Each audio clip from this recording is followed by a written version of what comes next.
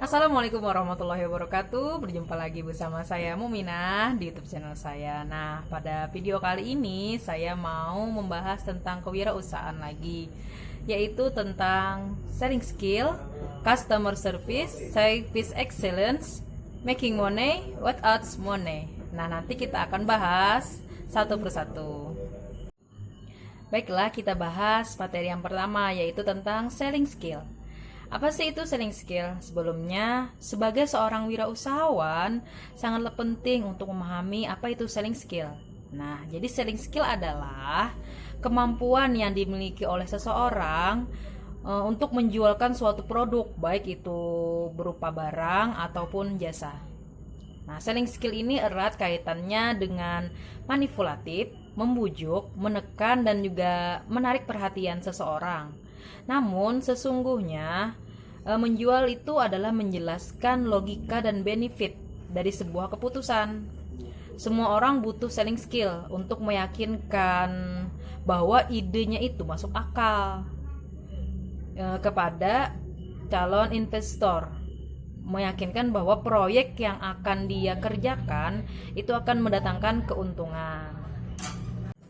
Nah, mengetahui tentang selling skill itu sangatlah banyak manfaatnya. Di antaranya itu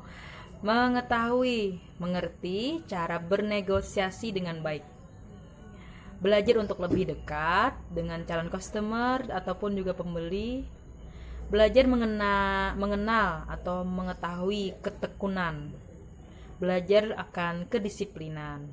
Nah, untuk menjadi pembisnis atau penjual yang sukses, bukan hanya memahami dan mengerti tentang selling skill, tetapi juga menguasai beberapa hal, yaitu yang pertama talent atau bakat, yang kedua product knowledge, yaitu memiliki pengetahuan tentang apa yang dijual.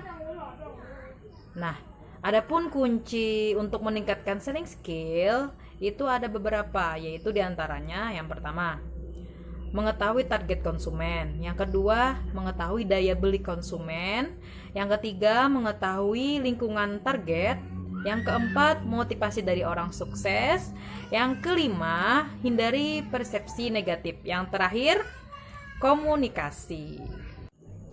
Baiklah, kita masuki lagi ke materi yang selanjutnya, yaitu tentang customer service. Apa sih kata customer service? Nah, yaitu setiap kegiatan yang ditujukan untuk memberikan kepuasan melalui pelayanan yang diberikan kepada kliennya dalam menyelesaikan masalah dengan memuaskannya. Pelayanan yang diberikan ini termasuk menerima keluhan ataupun masalah yang sedang dihadapinya. Nah, dari pengertian tadi dapat disimpulkan bahwa tugas customer service secara umum adalah memberikan pelayanan yang prima dan membina hubungan yang baik dengan nasabah. Nah, seorang customer service juga harus bertanggung jawab dari awal sampai akhir dari pelayanan tersebut. Customer service juga berfungsi untuk diantaranya yaitu yang pertama penerima tamu, yang kedua customer relation office, yaitu customer service orang yang dapat membina hubungan baik dengan pelanggan. Yang ketiga yaitu komunikator, yaitu dengan cara memberikan berbagai informasi dan kemudahan-kemudahan kepada pelanggan ataupun tamunya. Materi yang ketiga ataupun pembahasan yang ketiga yaitu tentang service excellence. Nah, menurut Johansson R dan Claire G telah ditulis dalam buku Service Operation Management. Apa sih itu service excellence? Yaitu layanan mereka yang service excellent berarti bahwa itu bukan tentang melebihi harapan pelanggan, tetapi terutama tentang memberikan apa yang dijanjikan dan berurusan baik dengan masalah dan pertanyaan yang timbul. Nah, dalam memberikan yang prima sebagai usaha untuk mencapai kepuasan dan loyalitas pelanggan, pihak produsen jasa ataupun barang dapat berpedoman pada pelayanan prima sebagaimana yang telah dijelaskan oleh Barata. Pelayanan prima itu bagaimana sih? Yaitu ada 6 unsur pokok.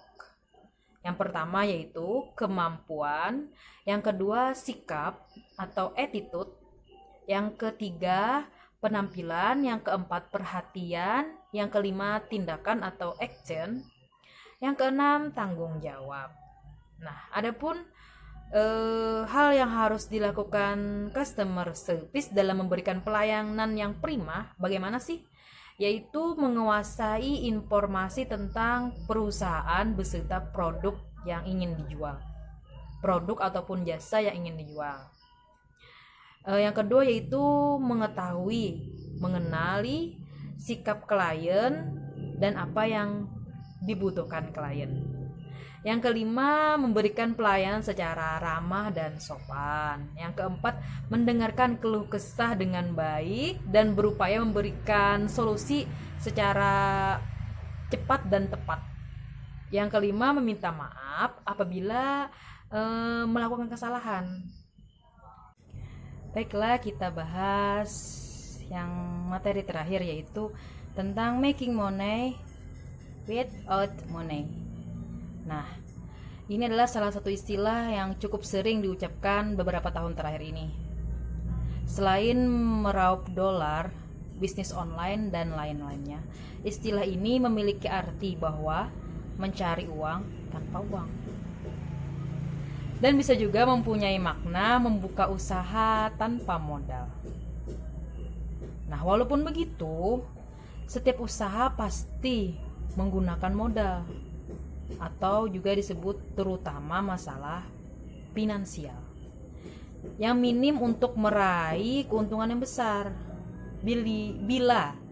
Bila kita lihat dengan sebelah mata, memang mustahil dan terlihat tidak wajar dari kacamata bisnis secara global.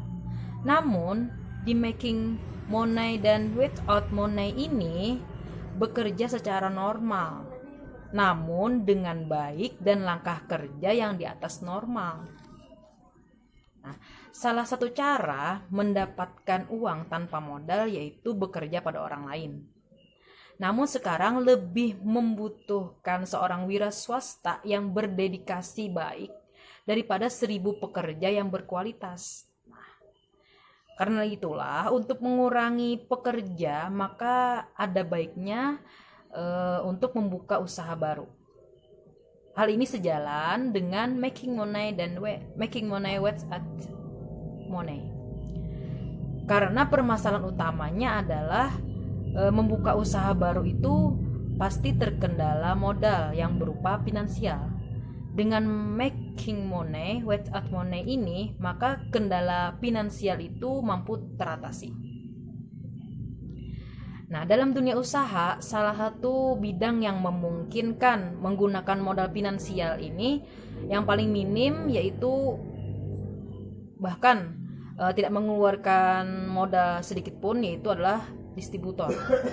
Karena menjadi distributor memerlukan modal utama yaitu public relation, seperti kendaraan, alat komunikasi hanyalah sebuah katalis untuk mempercepat dan memperlancar dari usaha tersebut. Nah, usaha yang mudah yang dalam menjadi distributor yaitu distributor makanan kecil dan makanan ringan seperti keripik, roti, dan masih banyak lagi. Nah, hal ini bisa dilakukan oleh siapapun, seperti mahasiswa, mahasiswi, bahkan anak SD pun. Nah, ini pun juga bisa dilakukan di mana saja dan kapan saja. Nah, mungkin untuk materi kali ini sampai di sini saja. Sampai jumpa di video selanjutnya, video yang lainnya. Akhir kata, wassalamualaikum warahmatullahi wabarakatuh.